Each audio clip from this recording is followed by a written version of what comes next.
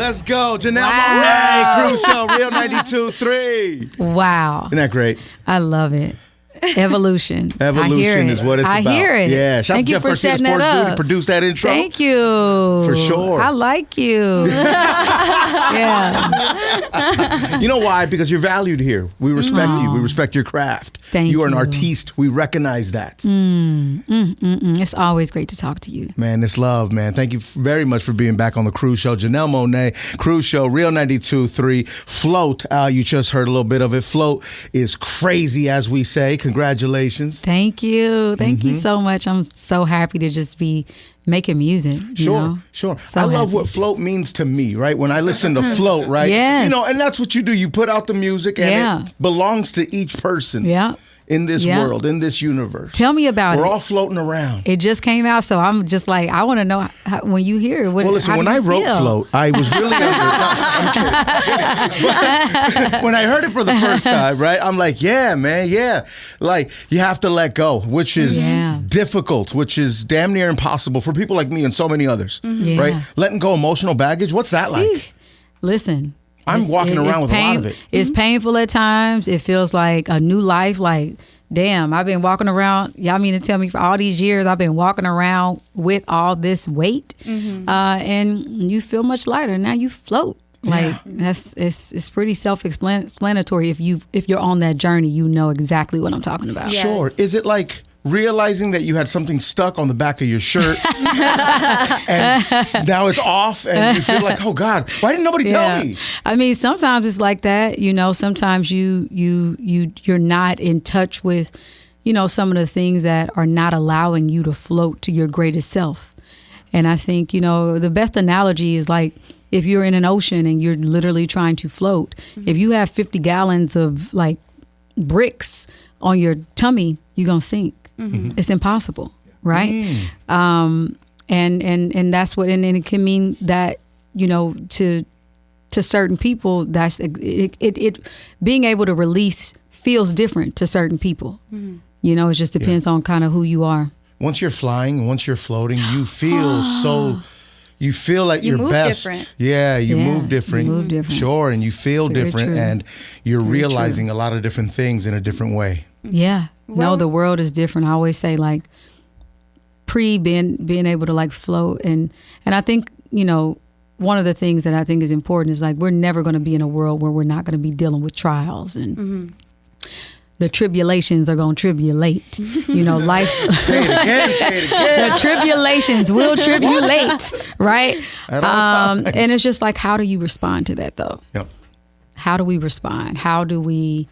What choices are we making? You know, and even for me, choosing to be present is important to me now. You know, making sure like I lived a lot in the future. What's next? And I'm really actively making it like my business to train my mind to stay present. This is all we got right now. When you weren't, or when you didn't feel as busy as you needed to be, was that a disappointment? Did you feel like I need to do more?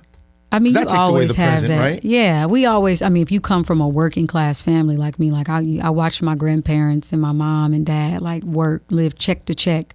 We were taught, don't be lazy, get up, work. And with the pandemic, a lot of things got canceled for me. A lot of things, you know, we started to have to figure out what the world was going to be like when it stopped operating, you know, as we knew it. And you got to be able to adapt. You also have to understand if you're so focused on the future and you're not present, are you really experiencing life?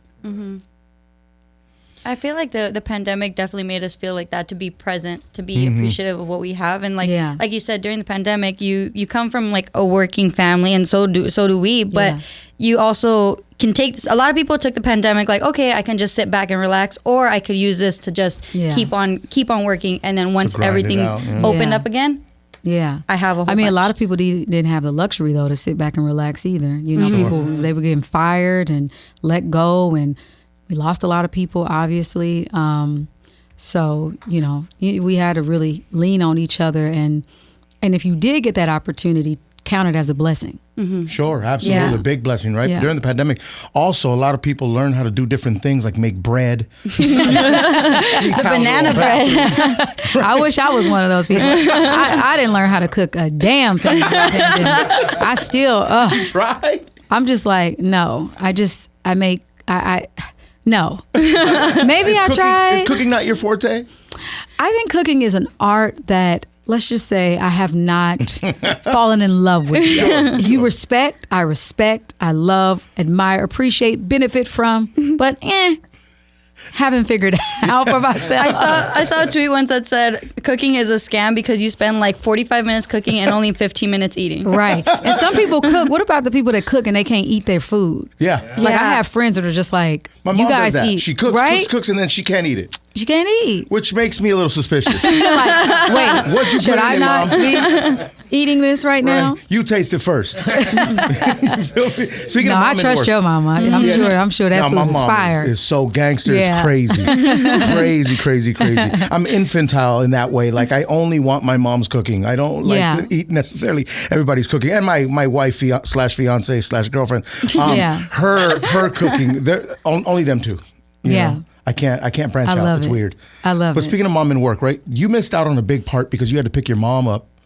I think when you were in school. Yeah. Correct? Yeah. Shoot, you know about that? Yeah. Oh my God. You have to be okay, you're talking about probably when I was in English was like one of my favorite subjects. Like Same. I really excelled in English. I was in AP and it got me involved in a young playwrights roundtable where they took like 12 kids from the inner city, from the hood, and let us write these short sort of stories and scenes. And if your work was good enough, the local actors would perform it. And so me and my mom shared a car when I was in high school, and I would drop her off at work in the morning, then go to school. And then after school was the program. And so I would pick my mom up and she would take me to the program. Well, my mom was still working, so I had to wait on her, which caused me to be late. And I was late too many times for them, not because I wanted to be, but because I'm a kid who's sharing a car with their parents, and they kicked me out of the program. Oh, no. I was devastated. Did mom make it up to you somehow? No, it wasn't her fault. I mean, I was like, when you're young like that, you're mad at your mom. Like, Mom, how could you? Mama, why did you do this to me? But, looking back, like, I wouldn't have changed a thing. Like, my mama was working her ass off to provide for me, to make me look good, and presentable and living check to check. And, I think it just says something about those systems where you're not looking at kids who come from different backgrounds, who are sharing, you know what I'm saying? Having to we're sharing adult responsibilities. Adult responsibilities. You don't kick them out of those programs. You figure out, how can we help you? Yeah. How can we help? work with you? Yeah. I think at this point she may owe you a trip to Baskin Robbins or something. She might. A ice cream cake. Yeah. No, she felt so bad about it, but I owe her everything. So. Oh, that's awesome. I owe her everything. What about the Dorothy part that you missed out on as well? Oh my God! Why are you bringing up all my trauma? I spent hours in therapy trying to get over this. This whole show is just a trauma dump. Right? Oh my God! Oh my goodness! Yes, same thing. I had to pick my mom up from work. Oh no! Same thing actually. Yep, picked my mom up from work. Missed out on the second part of the audition. I only did the acting part, did not do the singing part, so my theater teacher couldn't give it to me. She wanted to, but she gave it to somebody else. Yeah, but it's okay. It's all right. Well, we float by that now. Listen. It's all about floating you by gotta that. Float above it. Float. Yes, it's all good above because on all streaming platforms. In second grade, I was in a theater class where we did The Wizard of Oz. I ended up getting Toto, the dog. Oh, it was so bad. It was so bad. And you're I know tiny. You're tiny. See, tiny people can talk about tiny. I'm little too. Yeah, no, don't worry. But I bet you were so cute. I was the best Toto there was, so it's all good. The best to ever do it. Yes, the best to ever do it. The competitor in you wants to believe that she got a stomach virus and didn't make it, right? Oh, I know, really. I know. Oh, the girl. No, she was a friend. I was happy for her. That was a good moment for her. She could sing and she was excellent. Listen, everybody will have their opportunity to shine. Everybody gets one shot here on earth. I always want people to have the best earth experience that they can have. Yeah, that's what it's like about. I would never try to make her feel guilty. You know what I mean? Of course. Even though, perhaps maybe I should have been Dorothy, but it wasn't my time. You did a better job. It wasn't my season. She was phenomenal in it. Yeah. It wasn't your season. It wasn't my season. I feel it. Yeah. Janelle Monáe is here. Float on all streaming platforms. Run up the streams. Enjoy the music. Now, this is just a piece of a body of work that's on its way. Ooh, is it? Is it? Well, listen, I went to go shoot a film called Glass Onion. Yeah.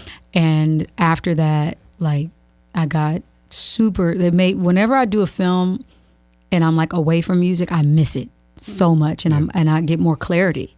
And I've never I don't remember a time in my life where I wasn't acting and singing at the same time. If I wasn't doing talent showcases, doing cover songs, on stage, I was in a Shakespearean play or in a local theater play. It's just, it's what I love to do. And so when I come from the acting, the theater world, and I return back to music, I have a good clarity on what I want to say. And yeah, I came back and I worked on a body of work that I'm like, I feel like a new artist. Yeah. That's awesome. I don't know how to express it other than that. Good. It's like That's good. I've evolved, I've grown, I've discovered new things about myself.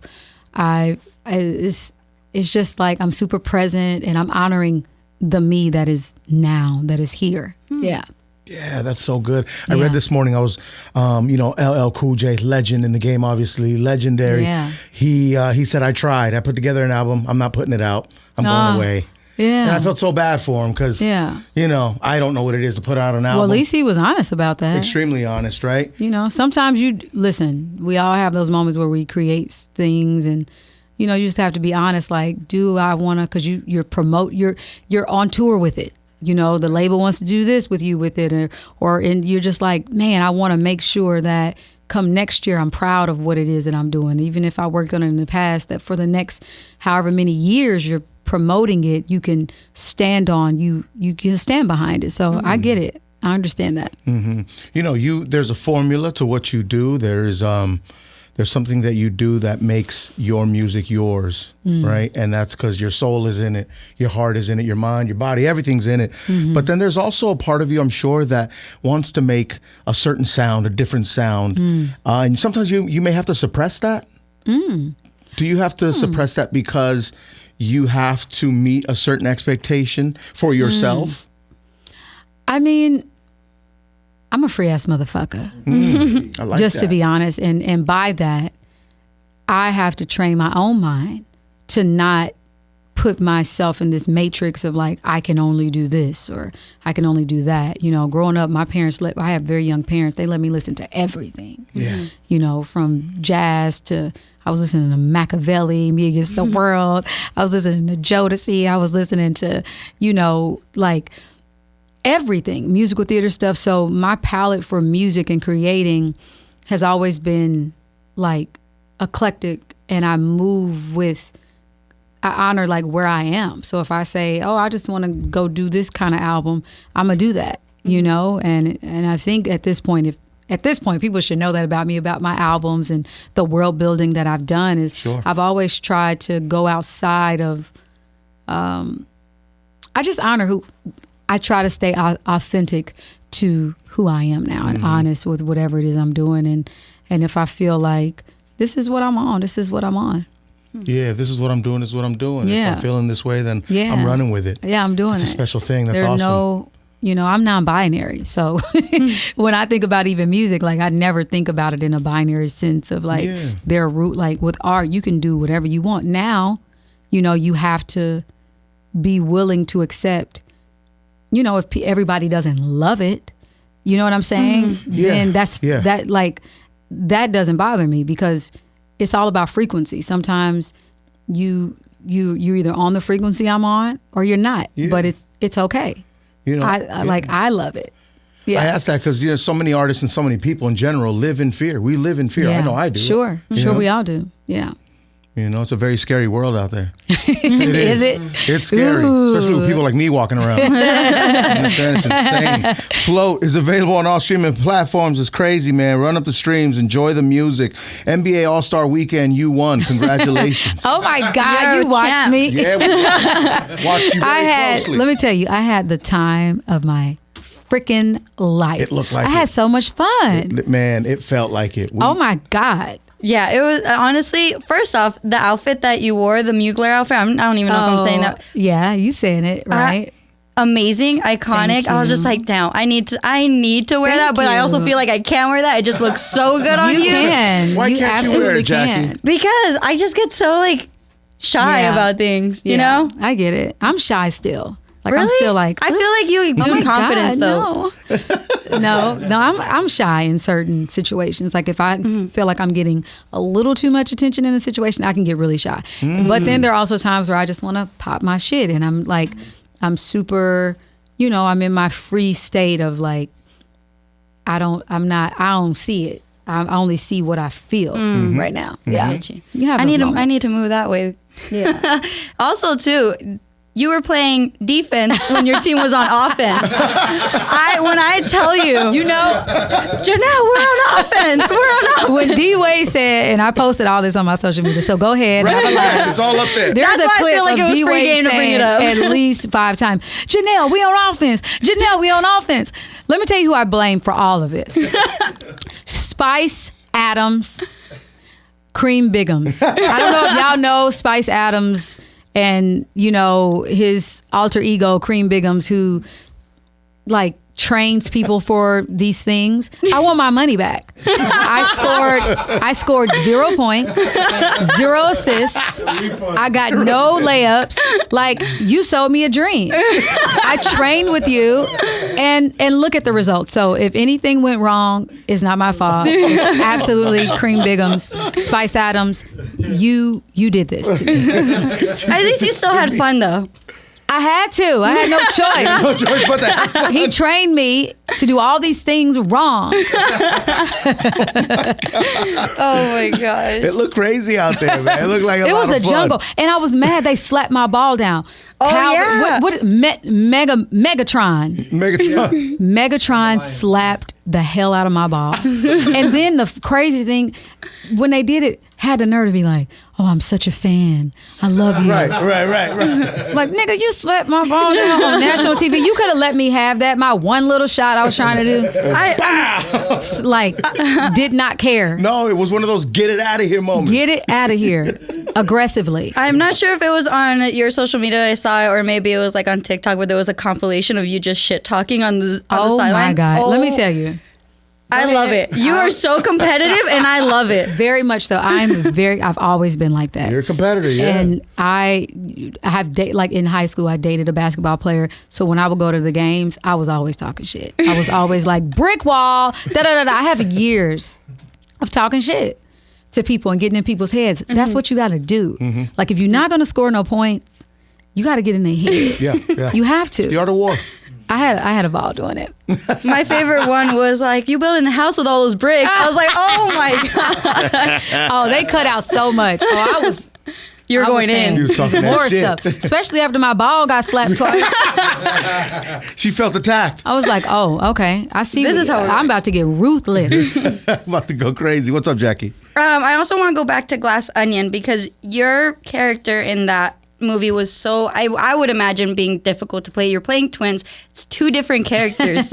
And honestly, you were so amazing in it. Thank you. There was so many, obviously, other supporting actors that you were working with. How was it on the movie set? Oh, that was such a transformative experience for me. I love acting. I love storytelling, whether it's in music, film, TV.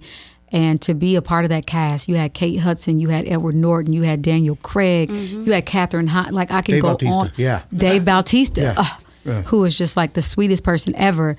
Gentle giant. As your co-stars, and then we bonded too when we were there. When we were in Greece, we were still like heavy in the pandemic, so we couldn't go out and hang out at bars. So we would just go to the top floor. When we were in Serbia, we shot there too. We would go to the top floor of the hotel and just like do murder mystery parties and super nerdy stuff and so cool. Get drunk and have a good time.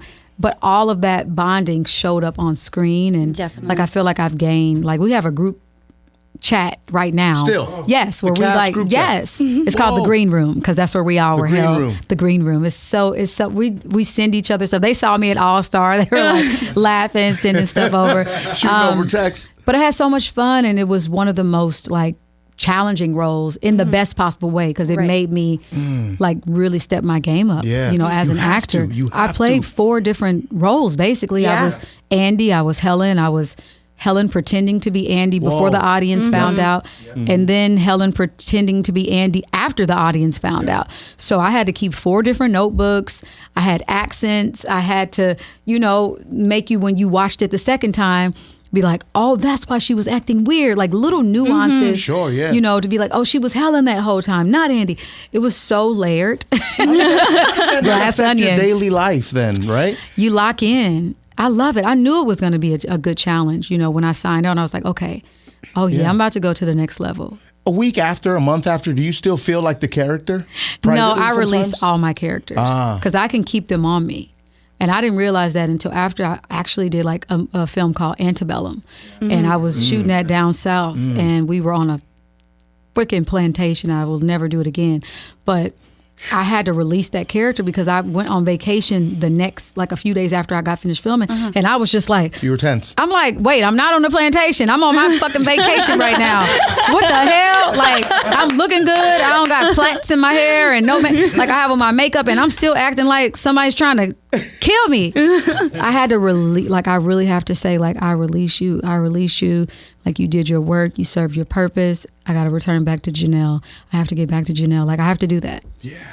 It's important. Yeah. It's important. God, that must be what an experience. What an experience. What an experience. We're channeling characters. All of us are playing roles. Think about it. We are? If you think about life, about like you are because of the feedback you received. That's actually very true. Of someone saying, you're good, you're bad, you're not, da-da-da-da-da, and what you're telling yourself. So you're creating this whole persona of like what you think Cruz is, who you think. I'm still trying to create who my dad thinks I am. Stop. Right. And then sometimes you're living a character that, you know. And I wish I was the person my dog thinks I am. He is so happy to see me. Oh, that's good. I wish I was that person. To your pet, you're like always the best person in the world. You're the best dad in the world. Yeah. He's just like, yes, this guy gives me food. He's amazing. If pets could talk. Yeah, if pets could talk. Yeah. Actually, I don't want that. My dog probably knows a lot of secrets, so. Yeah. Yeah, they've seen some things, huh? Ooh. All of our dogs have seen some things, let's be honest. Oh, I don't own a dog. Ooh. Oh. Thank God. What do you have? What do you have? I wish I had. Growing up, I had Rottweilers. I like big dogs. Whoa. Yes. My dog. Walked you, right? They were, my dog loved me. His name was Buddha because he had this big little belly. He had a little belly and he was such a chunky, cute little puppy. But he wouldn't let you, like, you couldn't get this close to me. Oh, really? He was one of those dogs. Yep. He's a protector. Like, I would have to be like, okay. Like, whenever I would date somebody, it was like a whole thing. Oh, God. Yeah, it was a whole thing. You're like, forget meeting my parents. And then you have to meet Buddha. Yes. And Buddha if he doesn't did not like play you, about me. Right? Yeah. Then I don't know if this is going to work out. Right? So I see the float varsity jacket. Oh, is this part of the merch? What are we doing? Yeah. Show it off. Show it off. 32. Merch. Let's go. New merch. It's so I love funny. it. I tried to do, because this was for All-Star, because, you know, if you, the initials, if you spell JM backwards, what does it spell? MJ. Okay, come on. Let's go. So that's why I went with 32. 32. They said this was Magic Johnson's number from before Lakers. with the Lakers, and then I was like, okay, but anyway, it's yes. I'm gonna press up some merch because I've been getting a lot of people. Magic Johnson, okay? He's not. I love Magic Johnson. I love what MJ still works. It still works. Yes, it does. Oh my God, am I stupid or what? I think I'm dumb. I love it. I feel like varsity jackets are just such a staple. They're a vibe. Yeah, I love them. I love. Yeah. Do you have any? Sorry to cut you off, Cruz, but do you I'm have just wondering any? where I can purchase the jacket. I'll press you up one. Thank you so much. I got you. Yes, I got you. Double XL. Are there any studio rules?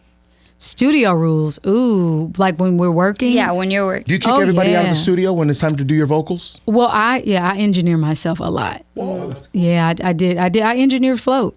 Like I had to be by myself because it was such a personal statement. And yeah, when I'm doing that, and then I'll just have the people I trust, like producers that I'm working with, come in and listen and be like, I like that take, because I don't like editing. I hate editing. So I try to at least have my engineer in there going through all the takes and pulling out the best of the best of the best. But yeah, when it comes to like recording, I like to be kind of alone, unless we're all rallying around an idea and we'll pass the mic around. Ooh, yeah, dope. Oh, that's cool. I love that. Like it's super camp, communal. right? Like a writing camp? Yeah. I kind of I have my core people. Like I don't like a whole lot of people in the studio. But then there are moments where I like my friends. Like I recorded Float and a lot of my music now with like a lot of my friends in the studio. Like we had some illegal parties during the pandemic. Oh. Yes. But we tested folks. Sure. And we all my did, friends, don't worry about it. We tested people. But my friends have a collective called Everyday People. I don't know if you guys heard of them, but they're like beautiful black and brown people from Ghana, from the continent, to Jamaica, to like Brazil, to Atlanta. Like it's super diasporic. It's Pan-African, all coming together to like party and on the same frequency vibes, like amazing. And they couldn't find a place to host their thing. And I was like, oh, you can do it at my house. Come here. Come. And it was like an indoor-outdoor vibe. And I just remember looking around and being like, I want to create music for these people. Like this is Black joy. This is what we fight for. We fight to, it's like an oasis in the middle of everything that's going on. Like this is what you want. And so I would write songs. I remember writing Float on like a Monday or Tuesday and being like, if I can't play Float at the party on Saturday, like it's not going on the album. And that's how I started to write a lot of the music, by going to those parties and creating sort of like lifestyle music for a specific type of like people. Yeah. Yeah. So when you're in the process of making Float, right? Yeah. Are you digging back up old memories and releasing them as well? Yeah. Or meeting certain memories face on in order to get a certain line, a lyric out, a certain word, a certain feeling, or a frequency? Yeah. Do you have to almost fight that again? Yeah, you know what? With Float in particular, because it's such an entry point to like who I am right now and honoring, you know, my authenticity and my evolution. I had to kind of go back through some of my notes. Like I keep notes in my phone and, you know, things to remember. But I didn't want it to feel like a therapy session. Like I wanted it to feel more conversational. Like not a trauma dump. I wanted it to be fun too. I've been playing a lot more with like lyrics, like, you know, say, listen, little mama, you like shibari, watch while I show you the ropes. Like I love the art of shibari, and I don't know. I don't need to overtalk the art. That's what I told myself this time around. I'm not gonna overtalk the music. Y'all hear it, you get it, whatever. But yeah, I didn't want to like create I'm super happy right now. That's great. That's so great. And I want people to listen to it and feel like we float into our greatest selves. We having a good time while we listening to it. Yeah. With a glass of tequila maybe in our hands. Yeah, come on. Let's go. Whatever trip you on. Yeah. You know? Whatever floats your boat. Really? Whatever floats your boat. Whatever you let's ride this wave together. Sometimes it's a handful of shroom gummies. I mean, whatever. Ooh, floats okay, your boat. all right, yes, It's exactly. about microdosing. Just make sure you don't being mess up the responsible. other person's experience. Yeah, that's big true. facts. Ooh, You that's can't do the that. thing with That could shrooms. happen, right? When Yeah. people Huge be party high foul. on shrooms and then weed and drink, it's just like everybody has to like take care of each other too. Oh, sure. That's important. Yeah, it's nothing worse. You're having a good time and the person next to you is like, I got to go to the hospital. I'm dying. I know. Oh my God. Yeah, but not at my parties. We take care of each other. Yeah. That's right. That's Yeah. right. Janelle Monáe is here. Float is a single. You got to run it up, man. All streaming platforms. Enjoy it again. Float and listen to it. Listen to it over and over. Listen to it a few times and really understand, or really try to understand what it means to you. Yeah. You know?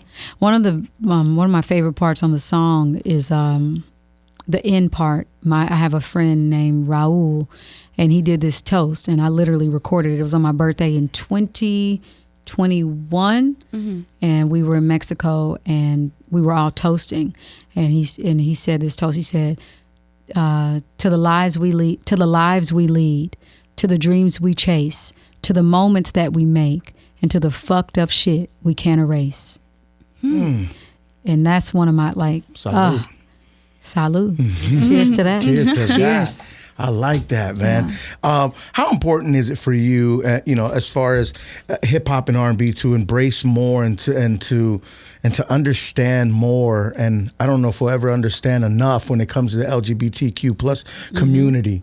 I think we still have a lot to do there. There's a lot more work to get done there. Oh yeah, there's a lot more work to be done there, and a lot more empathy and softness that needs to be had. But I think representation is super important too. Like when you see people out there living their lives unapologetically, and you start to just, even though people may not say it, you're encouraging people to like do that same thing for them. Yeah. Yeah. Yeah, man. We got to wrap our arms around more people. Yeah. I think, we gotta at least try to understand. Yeah. It's not even, and I think, when you think about the laws that are being created, like you have, DeSantis and a lot of people in the Republican Party literally trying to erase, LGBTQIA plus stories and communities and people out of forbidding them, making it illegal to talk about us in schools. Sure. Like we exist. We've always existed. They're even trying to take, they're taking out, African American, like critical theory, talking about when they stole my people and enslaved us. Like that happened.